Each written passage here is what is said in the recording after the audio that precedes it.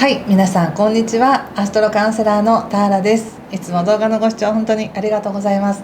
今回は7月25日頃から8月13日日食までのこの期間、星がどのように動くかというエネルギー解説をさせていただきます。また後半では各星座ごとにタロットを使いながらこの期間に意識しておきたいことや起こりやすい私たちの心の動きだったり流れをよりよく生かすためのヒントもお伝えできればと思っています。よろしくお願いします。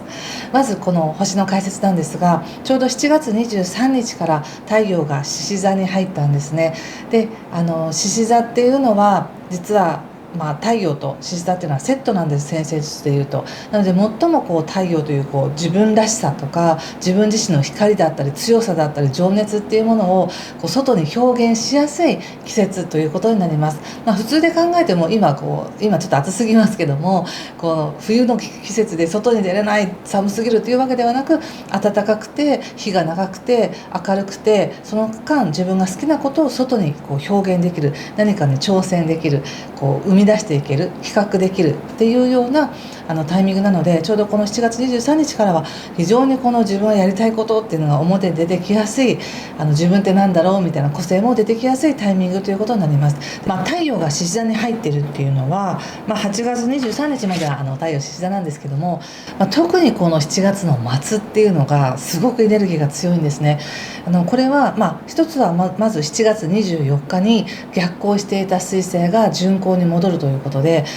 これは逆行してる期間というのはちょっと勘違いが起きやすかったりとか、物事が行ったり来たりしやすいとかですね、振り返りが多いって言われている時なんですが、それが順行に戻るということで、ストレートに自分が思ったことをやっていきたいっていうような、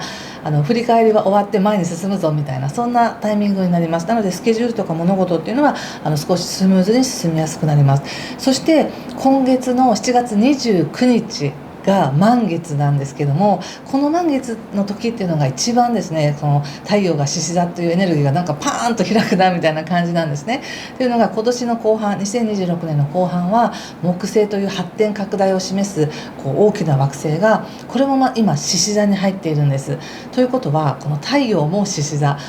木星も獅子座ということで、この2つの大きな惑星が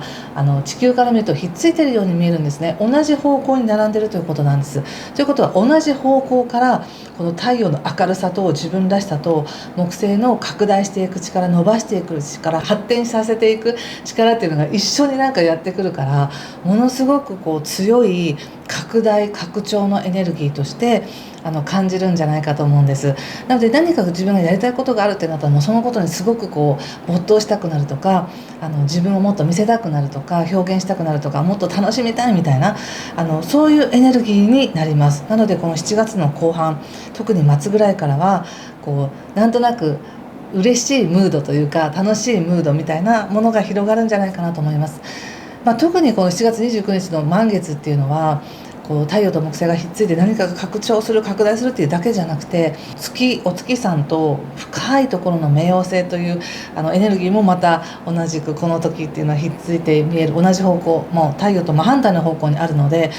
ものすごくその内側からのエネルギーが出てくるみたいな、そんな感じじゃないかと思います。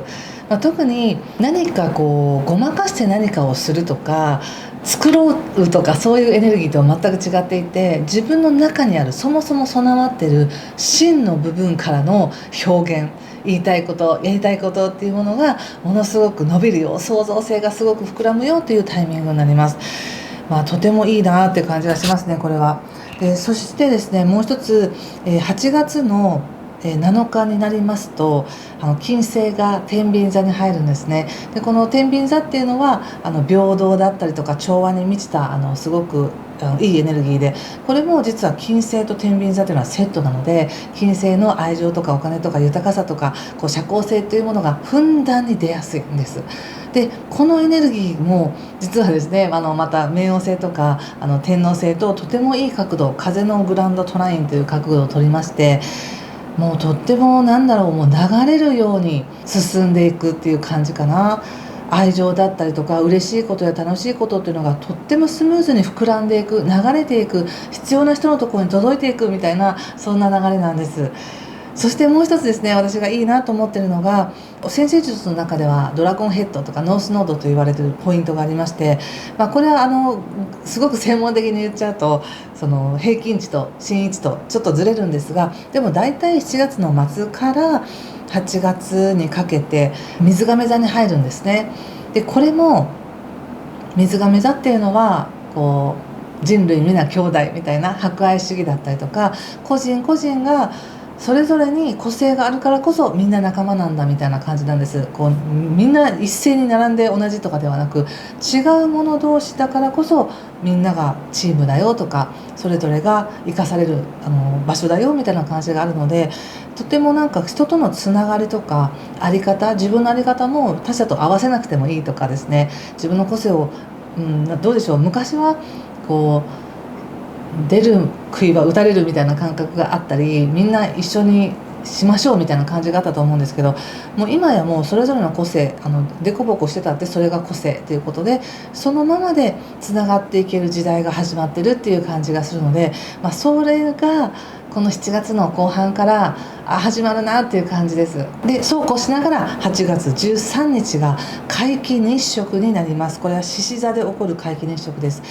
日食っていうのはとても重要なタイミングなんですね。なのでまたこれは13日ぐらいに次の動画をアップしようと思いますが、そこに向かって私たちの何かが芽生え始める、育ち始める喜びだったり嬉しさだったり、なんか自分の創造性だったり自己表現だったり自分らしさだったりっていうものが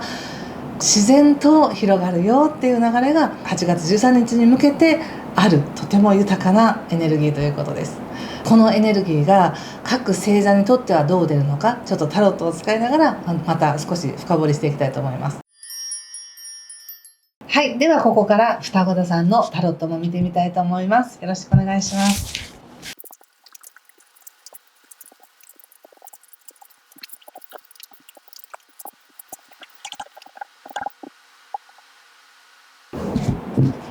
はい、じゃあ一緒に見てみましょう。お願いします。カップの7、ソードの4、カップの3、ソード7、ワンドの8、カップの4、そしてソードキング逆ですね。はい、気をつけることや対策が、ワンドキング逆と女帝とオラクルはカップの2です。なるほど。ちょっと星の補足説明させていただきたいんですが、もう本当にこの7月8月っていうのはもうコミュニケーションが活発です。8月13日が皆既日食っていうふうに言ったんですけども、またこの時はこの時で解説しますが、そこから本番っていう感じで、それまでにいろんな可能性がこう膨らまされているっていう感じです。で、特に双子座さんにとっては、この夏からっていうのはもうコミュニケーションがとにかく活発なんですね。コミュニケーションってこう読んだり書いたり話をしたり、誰かとのやり取りだけじゃなくて、自分が移動する、あっち行くこっち行く、そして好奇心があっちにも向くしこっちにも向くしみたいな、SNS ももう駆使しまくるとか AI を駆使しまくるとか、なんかそういう感じでとにかくいろんなものを使って何でもできるみたいな感じがあります。ただ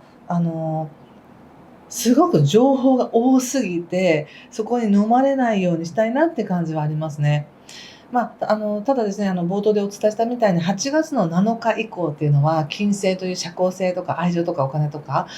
そういったものが天秤座に入ることによって、もう双子さんはもう待ってましたっていうぐらい人間関係運がいいんですね。もう恋愛運もめちゃくちゃいいです。恋愛に限らずなんですけれども、自分が楽しみたいなと思ったら楽しめますみたいな感じの時なので、どれだけ自分にそれを許可するかって感じですかね。なんかよし、じゃあ絶対私はあんなことやってみようって思ったら本当にトントントンといくみたいな感じなんですよね。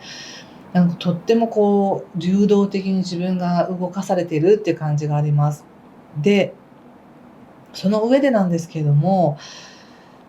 今どうですかね、とても人との関係もすでにいいと思いますし、いろんな話がありすぎて、逆に何を選べばいいの的な感じかもしれませんね。やっぱり入り口がカップの7なので、あれもいいな、これもいいな、これもどうなんだろうということで、可能性だけはやたらといっぱいある。だけどその中で本物を選ぶのはどうやって選べばいいのみたいな感じかもしれませんね。ちょっとその辺の話はまた違うコーナーでお話ししようかと思うんですが、そうね、なんかとにかく、やっぱりこの全体を通しても思うんですけど、双子さんの生きてる環境や関わってる人の外の世界とか、上の方とか、頭の中の世界とかも本当にいろんな情報が溢れ返っている。そして可能性としてもたくさんのものがある。その中で何をって言った時に、今やっぱり出てきた感覚っていうのは、本当に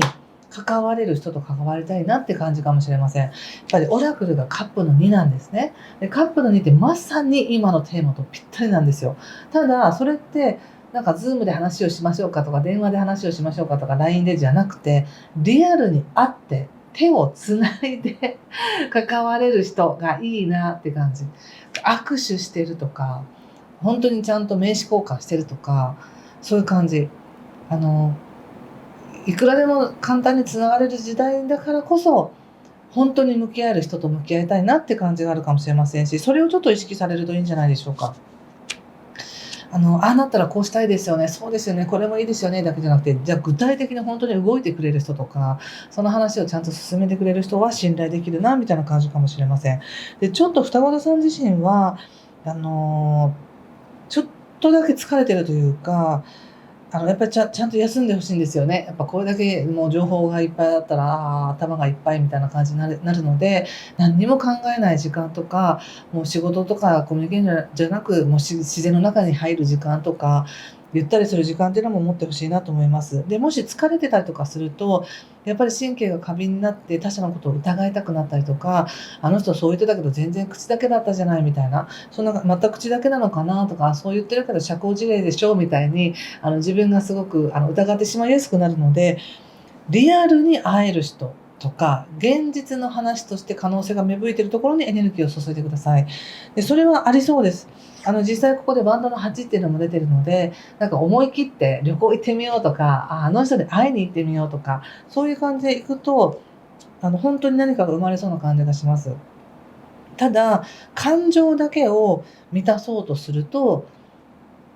あのそれは持ちが悪いって感じかな。なんか例えば映画とか映画でもなんかドラマでも一緒になってその起伏のあるドラマを見たり映画を見たりとかして、ああ感動して、ああ楽しかったとか思うかもしれないけど、それってやっぱり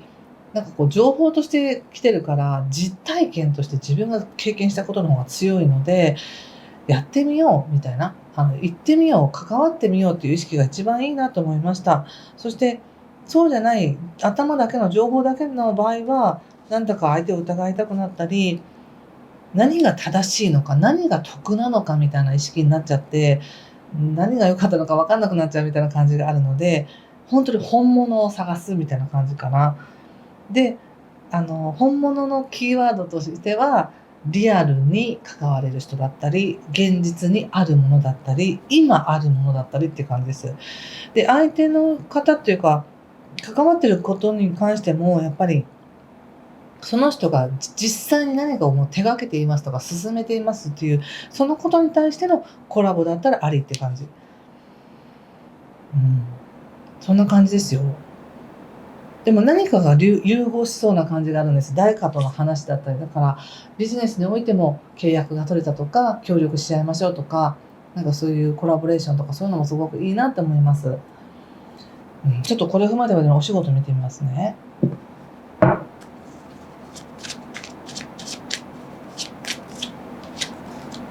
ラバーズ。ペンタクスと5。カップのクイーンということで、お仕事ってなった時に、もう今いろんな仕事のチャンスがあるって感じで、全く新しいこと、未経験でも新しい話がやってくるっていう感じはありますが、実際それがどれぐらいお金になるのかとか、どれぐらい長く続くかとか、信用あるものとしてやっていけるかっていうのはちょっとまだわからないって感じなんですね。あくまでも可能性だけがじゃんじゃん出てる。でもそこでやっぱり言われてるのは、双子座さん自身がそれをやってみたいと思うのかどうかっていう感じでしょうか。たまたまいい話が来たから、うわ、乗らなくちゃっていうよりも、もう別にパスしてもいいみたいな、自分が本当にやりたいことだったり、自分が本当に携わっていることだけに携わる。そこに感性を使ってくださいって感じがありました。なので仕事として言われると、どっちかというと経費がかかるのかなって感じですね。何かをやるにしても、新しく何かを生み出すにしても最初にちょっとお金がかかるみたいな、そんな感じがあります。でも、それをご自身がやってみたいことであれば、全然その価値はあるよって感じです。今はまだその価値を見えてなくてもね。それ誰かと協力してやるのかなって感じがあります。ちょっと人間関係見てみましょうか。